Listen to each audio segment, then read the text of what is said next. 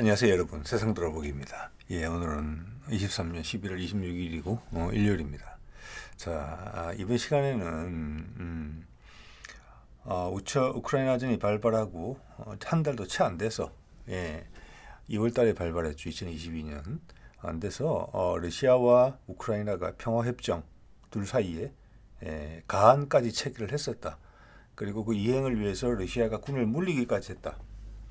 그런데 그때 서방이 끼어들어서 우크라이나 하여금 전쟁을 계속 지속하게 했다. 이런 폭로가 그 협상 대표였던 우크라이나의 지금 여당 당대표 입에서 좀 나왔죠. 하루 전에 나온 것 같아요. 제가 최근에 몇 번 학자들의 연구자들의 입을 통해서 전달했던 내용인데 이번에 며칠 사이로 그게 며칠 사이에 확인이 된 거예요. 자, 그 내용을 한번 말씀드리려고 합니다. 네. 자, 뭐 이런 이제 이 힌두스탄 타임즈에서 나온 건데 거기에 여러 가지 참 뭐 5만 가지의 기사들이 나오죠. 그런데 이거는 상당히 쓸만한 부분이라고 생각을 합니다. 예, 아주 무게 중심에 있는 사안이죠. 이게 왜 밝혀졌을까? 일단 사실관계부터 파악을 해보고 우크라이나가 여러분들 뭐 대부분 짐작하시겠지만 왜 이 이야기를 지금에 할까? 지금에야 폭로를 할까? 그리고 여기서 이제 우리가 미국의 행태를 확인할 수가 있는데요. 뭐 이게 대표적인 어떤 프락치 전쟁, 대리전이라는 개념이고 주변 국가들을 미국이 패권국으로서 특히 바이든 행정부 들어와서 아주 난폭하게 자신의 의견을 관철시키기 위해서 행동하는 모습이 보이거든요. 자, 그럼 우리나라에서는 어떻게 과연 했을까? 뭐 이런 것도 연상이 돼요. 자연스럽게. 그 이야기도 이제 뒤에 해보도록 하겠습니다. 자, 이 힌두스탄 타임즈 제목을 뽑은 걸 보면은 우크라이나 전쟁은 2022년 봄에 끝날 수 있었다. 전쟁 발발 한 달도 안 돼서. 그런데 서방이 전쟁을 지속하겠다. 우리로 하여금. 당시 영국의 보리스 존슨, 이 사람은 거의 뭐 탄핵은 아니지만 거의 쫓겨났죠. 영국에서. 그 다음에 또 여자 총리 하나 나왔다가 아주 단명했고, 지금 이제 인도 출신인 총리가, 수낙 총리가 지금 총리를 수행하고 있는 그런 상황인데, 미국을 위해서 큰 역할을 하나 해준 거죠. 이게 뭐, 영국의 존슨 총리가 본인의 판단으로 영국의 이해관계를 위해서 스스로 행동했을 리는 만무한 것이죠. 우리의 핵심 세력을 설득했다, 우크라이나에. 그래서 전쟁을 지속하게 했다. 이미 초안에 서명까지 했음에도 불구하고, 자, 이걸 지금에서 이제 폭로하는 거죠. 서방의 지원이 끊어지고 포기한 것으로 보이고, 우크라이나는 그러면 버려진 국가가 되는 거예요. 지금 리비아처럼. 그런 말씀을 제가 드린 적이 있는데 이런 내용을 이제 전달을 하고 있고. 자, 이런 내용을 폭로한 사람은 지금 사진 속에 있는 이 사람이고 데이비드 아라카미아라는 사람이에요. 말씀드린 것처럼 우크라이나 현 집권당의 당수니까 나이도 44살밖에 안 됐습니다. 그러니까 젤렌스키랑 아주 가까운 사이라고 봐야 되겠죠. 그렇기 때문에 러시아와의 평화협상의 대표로 있었죠. 그러니까 그 내용을 소상히 전달할 수 있는 것이고 그의 돌발적인 행동이라고 봐지지 않죠. 그렇기 때문에 그의 위치를 봤을 때 이것은 우크라이나의 항변이에요. 어떻게 보면 책임 회피일 수도 있어요. 뭐 책임 회피가 가장 크죠. 모든 화살이 지금 현재 집권청 그 중에 이제 데이브 아라카미아도 그 중에 한 부분이죠. 그러면 이 사람을 포함해서 지금 젤렌스키의 안전을 보장하기도 힘들어질지 몰라요. 여기서 끊어지면은. 그래서 그가 이런 폭로를 지금 시점에서 했다. 이 태생이 보면은 소치 태생으로 되어 있어요. 흑해 연안에 있는 이제 휴양지고 우리한테는 예전에 동계올림픽 러시아 동계올림픽 할 때 소치에서 있었죠. 알려진 거죠. 그래서 러시아 쪽에 무슨 고리가 좀 있었을 수도 있다. 뭐 어차피 우크라이나어나 러시아어나 큰 차이가 없어서 서로 약간 액센트가 다른 정도인 것 같습니다. 의향이 소통하는 데 무리는 없는 것 같아요. 자, 그 이야기를 전달을 해보면 우크라이나는 전쟁을 멈추려 했는데 서방이 전쟁을 지속하게 했다. 여기서 서방이라고 말할 때 또는 미국과 나토 동맹국이다. 그리고 여기 지금 이제 핵일사로 나선 거는 보리스 존슨 전 총리지만 이게 언론이 우리한테 상당히 장난을 치는 부분이 있어요. 예, 여러모로 그렇게 표현하는 것이 미국한테 유리하기 때문에 그렇게 하는 것 같은데, 뭐 이거 쭉 들으시는 분들은 느끼시겠지만 미국과 서방 또는 미국과 나토 동맹국 이렇게 이야기할 때는 사실은 미국입니다. 그냥 미국 한 단어로 대체하면 다 해결돼요. 그게 정부에 훨씬 정확하게 전달되는 부분이에요. 그걸 흐릿하게 하는 부분이죠. 이거는 모두 서방의 지금 전 지구를 주도하는, 인류를 주도하는 미국과 서방 세력의 공감대 끝에, 공감대 속에서 나온 것이다 라는 메시지를 주기 위해서 그 말 하는 자체가 어떤 그렇지 못한 국가들한테 위압감을 주는 것이죠. 근데 사실은 패권국의 미국의 결정이다라는 거예요. 다른 말은 뭐 군대에게 붙일 필요가 없는 거죠. 즉 서방이 전쟁을 지속하게 했다. 미국이 전쟁을 지속하게 했다. 이렇게 대체해도 100% 동일하다는 거고 사실관계에 있어서는 더 정확하다. 이런 말씀을 드리는 겁니다. 지금.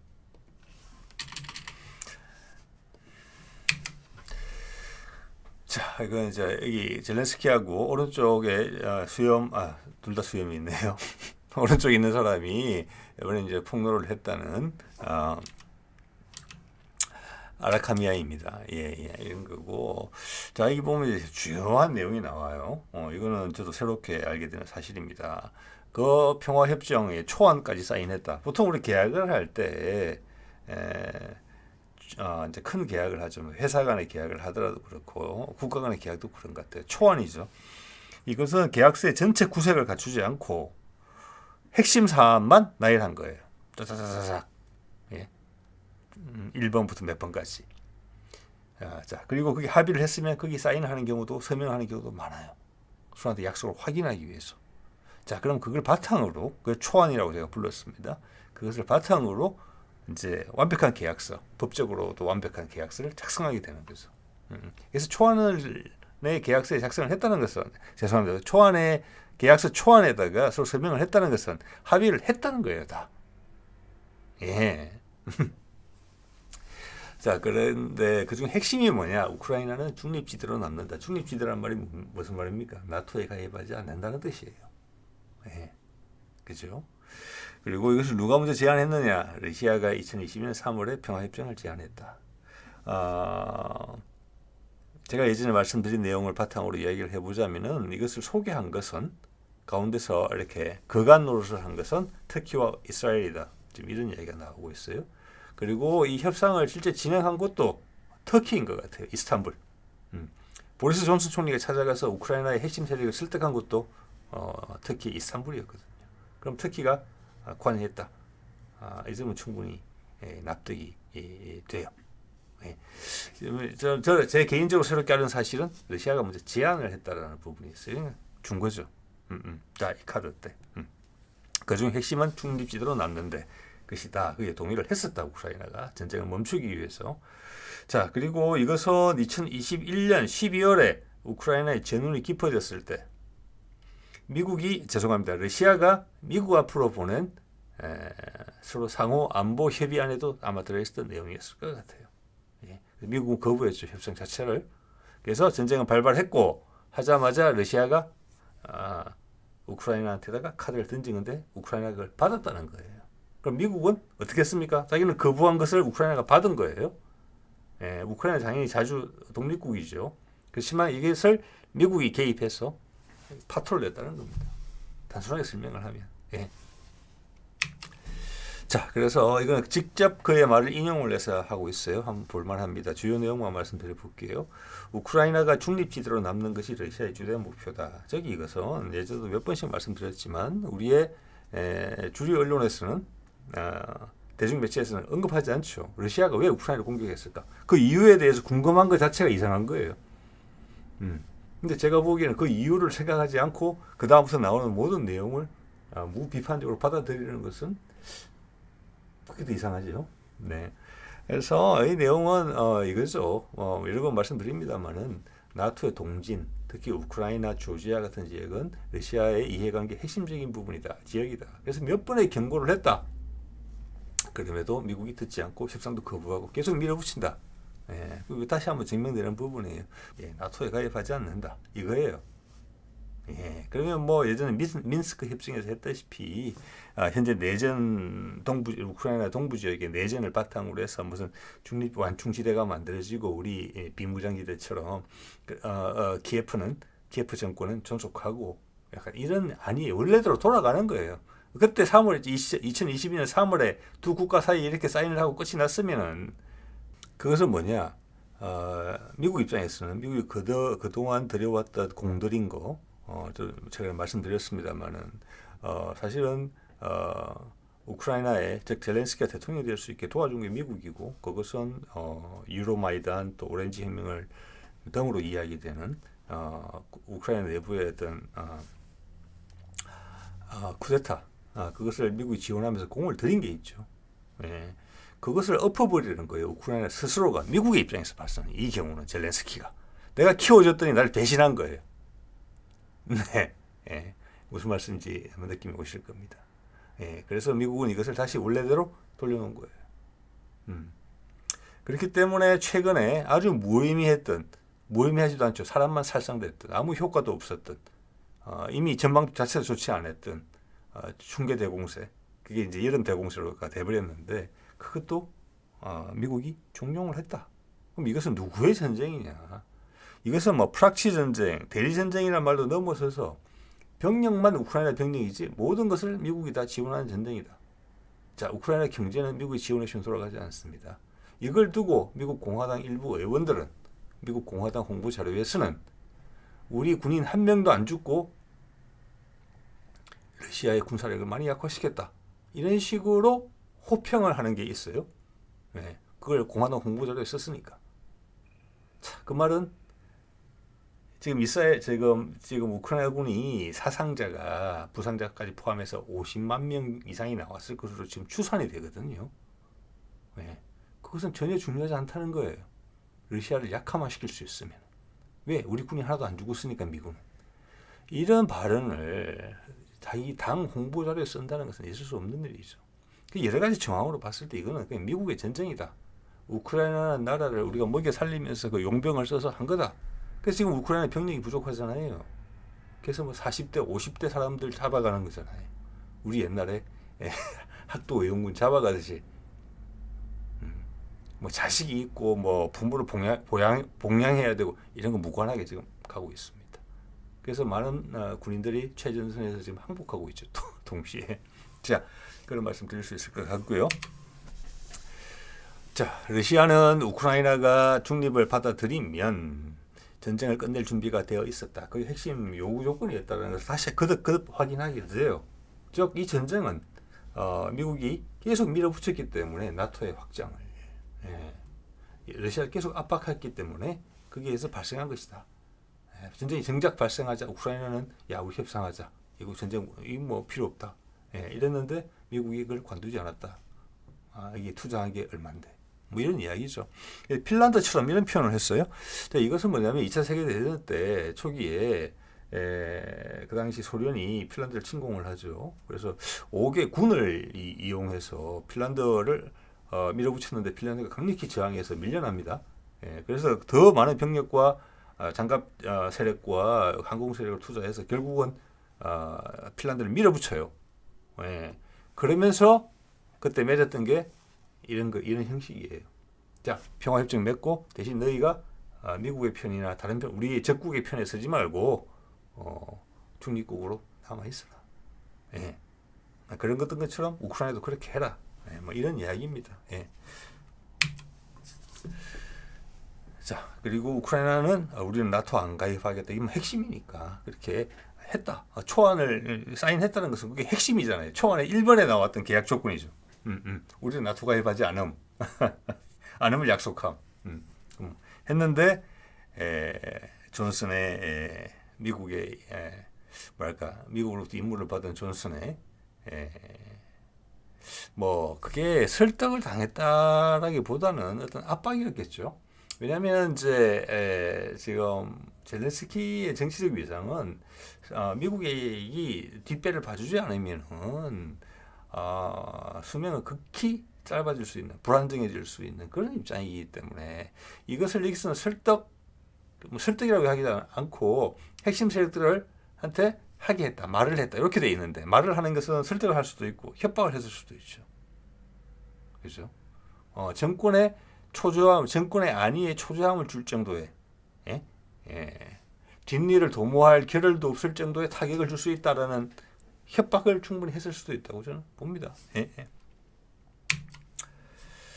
자, 그래서 뭐 이런 이야기가 좀 전에 드렸던 말씀이죠. 평화협정에도 서명하지 말라고 했다. 이거는 마지막 순간에 알아서 급하게 들어왔다는 거예요. 그러지 않았으면 그 전부터 초를 치려고 했을 텐데 이때는 어떻게 보면 미국 입장에서 봤으면 미국 CIA나 미국 핵심부의 미국 백악관 입장에 봤으면 깜짝 놀랐고 분노했겠죠. 젤렌스키에 대해서 우리가 이렇게 공을 들여서 작품을 만들어놨는데 너희가 초를 치려고 그래. 예. 자, 그런 관점에서 보면 보리스의 이야기는 설득이라고 제가 여기 일단 설득이라고 표현을 했습니다만 설득이 아니라 협박이라고 봐야 될 것 같아요.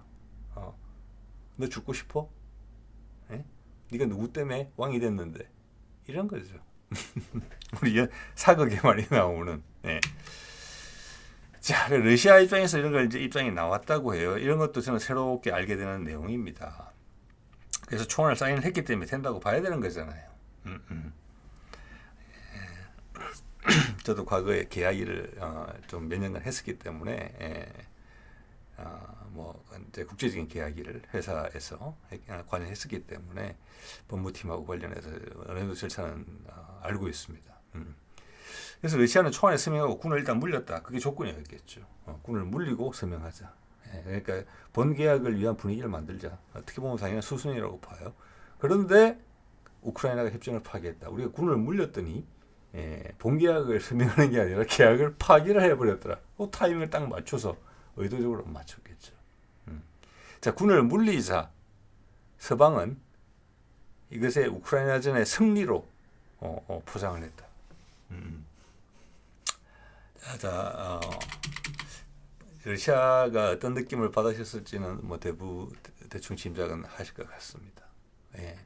그래서 이때 그러면 미국의 입장은 뭐겠습니까? 강력한 무기를 최대한 지원을 해서 러시아의 콧대를 꺾어놓자는 그 기운이 더 강성해졌겠죠. 자, 이 내용들은 제가 한 며칠 전에 다뤘던 제프리 삭스와 존 미어샤이머의 토론에서도 잘 드러났던 내용이었죠. 그때도 이제 여러 가지를 확인을 했는데 그것을 현실에서 실제로 어떻게 벌어졌는지 그게 또 며칠 만에 또 확인이 되고 있네요. 세상이 빠르게 변하고 있기는 있는 것 같습니다. 그리고 제프리 삭스나 존 미어샤이머가 이런 타이밍에 나와서 여러 군데서 이야기를 하고 있다는 것은 그만큼 우리가 정점으로 치닫고 있기 때문에 나선다. 왜냐 이때 이야기를 하고 물꼬를 좀 틀어야지 효과가 가장 크니까 또 그걸 알기 때문에 최선을 다하고 있다. 이런 생각까지 들 정도입니다. 자, 그들이 한 이야기를 보면은 쭉 이야기를 했지만 여기 보면은 그때 제가 썼던 슬라이드인데 제가 빨간색으로 표시한 부분이에요. 저 부분이 오늘 제가 거론되는 내용입니다. 2022년 3월 터키와 이스라엘 중재로 러시아와 우크라이나가 협상을 했다. 그때 이야기를 했습니다. 미어샤이머가 이거는 젤렌스키와 푸틴까지 많이 관여돼 있었다. 거의 합의했으나 이번 내용을 봤을 때는 초안을 서명까지 했다. 양쪽이. 미 영 개입으로 무산됐다. 이 내용의 현실판을 지금 보고 있는 거예요. 오늘. 자, 그러면 궁금한 것이죠. 여러 가지가 확인이 되죠. 뭐 많은 분들 느끼시겠지만 우크라이나전이 어떻게 진행이 됐는 것인지. 우크라이나라는 역사가 지금 한 십몇 년부터 그때 오렌지 혁명 그런 발생하고 나서부터 미국의 주도하에 나라의 구도가 잡힌 것이다. 그렇게 뽑힌 젤렌스키가 내 말을 듣지 않고 러시아군이 들이닥치자 겁에 질려서 평화협정을 체결하려고 했다. 미국은 그렇게 믿는 것이죠. 자, 그런데 지금 왜 우크라이나가 폭로를 하느냐? 이거는 책임 회피다. 즉 전쟁이 끝났다. 미국의 지원이 끊어질 것이다. 그러면 내부적으로 수많은 정치적 화살이 젤렌스키와 오늘 이걸 폭로한 그 사람에게 올 수 있다. 살 길을 모색하기 위해서 진실을 이야기했다. 이렇게 볼 수 있어요. 이거는 미국의 엄청난 타격입니다. 전 세계에 얼마나 많은 언론이 탈지는 모르겠지만 주류 언론에서는 보도를 안 하겠죠. 그렇지만 제가 보기에 현재 독립 언론과 이런 새로운 시청자들의 수요에 부응하는 언론들이 많이 등장하고 이제는 TV 전파로서만 여론이 형성되는 게 아니잖아요.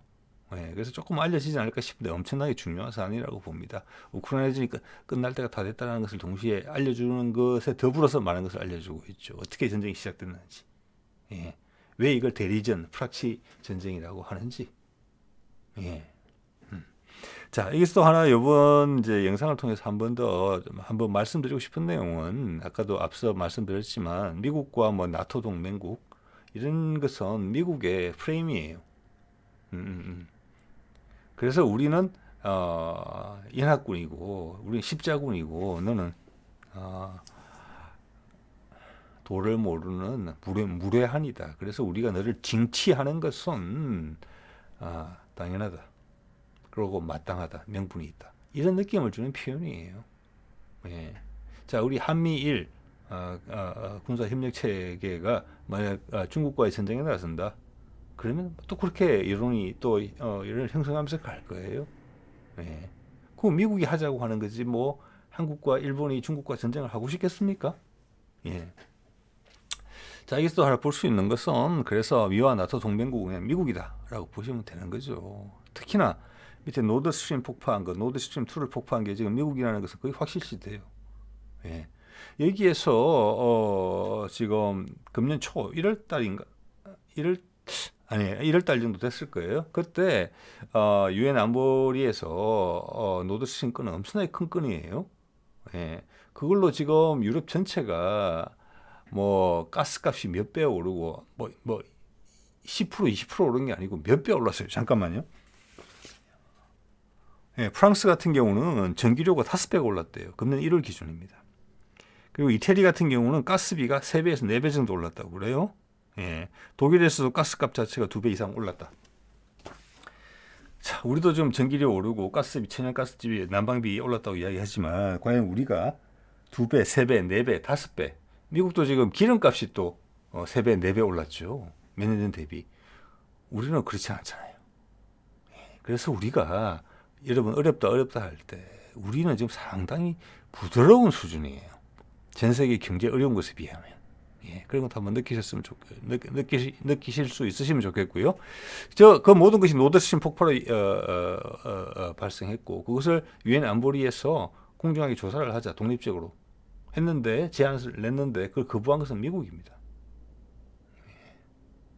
세이모 허시 탐사 전문 기자가 보도한 내용 조금 더 많은 사람들이 접근하고 있습니다. 저도 예전에 말씀드린 적이 있죠. 저는 미국 했다고 거의 보고 있습니다. 자, 이거 중에 한 부분이 뭐냐면 독일이 미온적이고 우크라이나 지원에 있어서 그리고 또 독일은 러시아의 가스로 인해서 가장 큰 수혜를 보고 있는 나라거든요. 그래서 지금 독일 경제가 어렵다는 거죠. 가장 큰 거는 뭐냐? 연료비가 올라서 그런 거예요.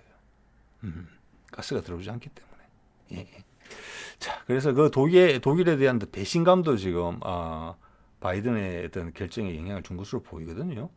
그때 백악관이나 주요 정부의 핵심 부처들은 뭘 준비하고 있었느냐? 전부 다 북한과의 종전선을 준비하고 있었잖아요. 몽골에서. 그래서 우리한테 낸시 펠로시도 보내고 우리를 준비시킨 거잖아요. 담대한 구상을 발표하기에 압박을 넣어서. 그래서 지금 그런 이야기가 나오는 겁니다. 엄청나게 감정적인 대응을 했다. 바이든이. 물론 그 옵션을 2개 다 가지고 있었지만. 예. 자, 여기서 우크라이나군이 미국이 이런 결정을 함으로써 우크라이나군이 지금 50만 명 이상의 사상자가 난 것으로 추산이 돼요. 예. 이 정도면 나라의 인구가 줄 정도예요. 몇백만의 사람들이 이웃 나라로 지금 도망을 갔어요. 피난을 간 거죠. 쉽게 이야기해서. 그걸 틀어지만 미군은 한 명도 죽지 않았기 때문에 괜찮다. 우크라이나를 소모품으로 쓴 거예요. 젤렌스키만 소모품으로 쓴 게 아니고 젤렌스키는 궁지에 몰리니까 이런 사실을 폭로라도 할 수 있지만 그 죄 없는 이미 죽은 사람들, 젊은 군인들 그리고 자기 평생 살던 땅을 버리고 도망간 사람들 는 하소연할 데도 없는 거잖아요. 근데 그걸 밀어붙였다 그대로. 그러고 지금은 이제 젤렌스키를 욕할 준비를 하고 있겠죠. 예. 그래서 미리 친 겁니다. 폭로라는 방식으로. 예. 자, 그 정도 말씀드릴 수 있을 것 같고, 그러니까 뭐 유럽에 있는 동맹국들은 금방 떠나겠죠. 뭐 미국한테 억지로 이렇게 목줄이 채워져서 끌려오고 있는 상황이었기 때문에, 물론 영국은 좀 예외라고 봅니다만은, 자, 이랬을 때 마음에 안 드는 나라, 내가 원하는 대로 따라주지 않는 나라들에 대해서 최소한 바이든 행정부가 어떤 행동을 취하는지를 우리는 알 수 있어요. 여기에 대해서. 그죠? 예. 저는 이게 과연 미국 국민의 이해에도 부응하는지 잘 모르겠어요. 예. 자, 그러면 이거 거꾸로 이 생각을 한번 해보게 돼요. 자, 펠로시 미팅을 거부했다. 예? 이런 바이든한테, 이런 건 행동까지 할 수 있는 바이든한테 독일의 생명줄인 노드스트림 노드스트림 가스전을 폭파했잖아요. 12년 이상이 걸렸고 돈은 수십조 원 들었을 거라고 저는 봅니다. 예. 그게 그 전에 여자 총리가 메르켈 총리가 미국의 반대에도 무릅쓰고 계속 추진해서 독일의 희망으로, 미래 희망으로 보고 미래 기본 자산으로 보고 했던 거예요. 그걸 한 방에 날려버린 거잖아요. 그 방식이 너무 무도해서 미국 첩보부 내부에서 제보자가 나올 정도로.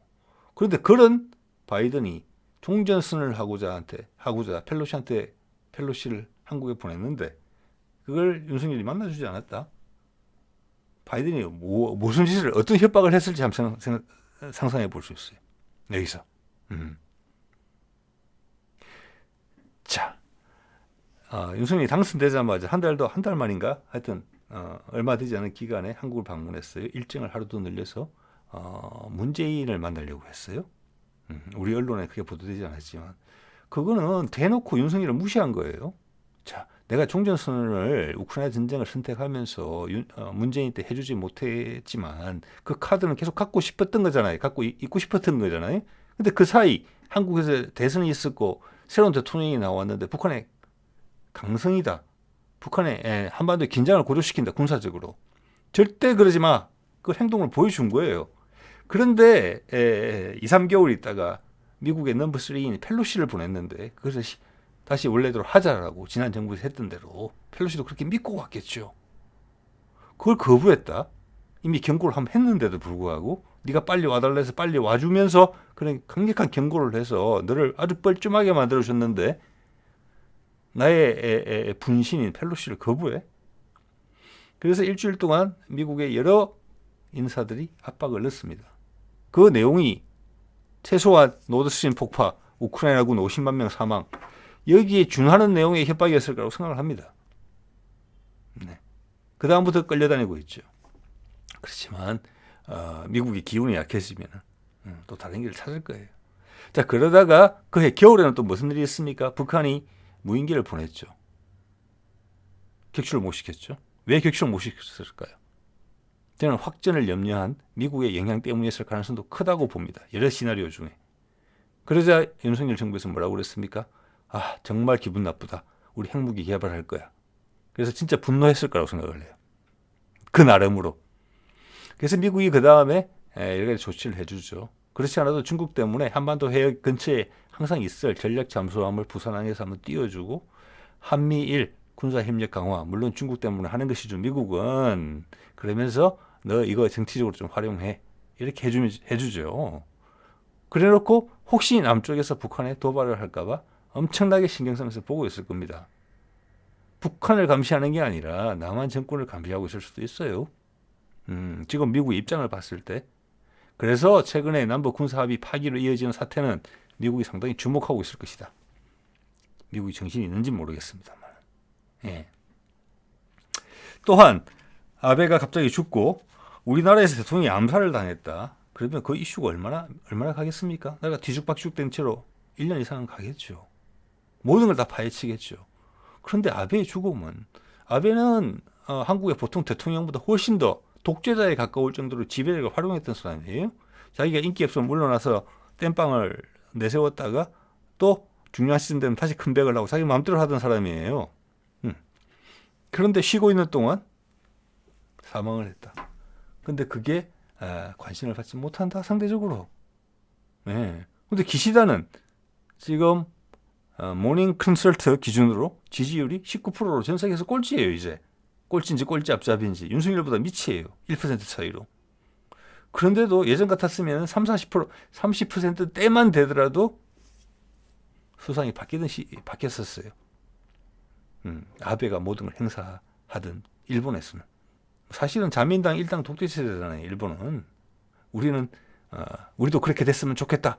돌아가면서 수상하고 다손 대대로 정치 귀족화하자는 그런 움직임이 내부에도 있고 그걸 활용하려는 기미도 언뜻 보이기도 하죠. 항상 경계해야 될 부분이 있어. 정치인이 귀족화되면 안 되죠. 그럼 전제 정권이죠. 그게. 귀족 정치죠. 민주주의 정치가 아니고. 옛날 같았으면 두세 번은 바뀌었다. 그 사이에. 수상이. 그런데 그거 어떻게 정권을 유지하느냐. 무슨 아베가 그냥 한 젊은이 총에 맞아 죽은 게 아닐 수도 있다. 이런 걸 강력히 암시하는 거예요. 제가 봤을 때. 좀 시간이 걸리겠죠. 사실 밝혀지는 데는. 미국이 아주 약해져야 되겠죠. 자, 오늘 뭐 이 정도 말씀을 드리면 될 것 같습니다. 네.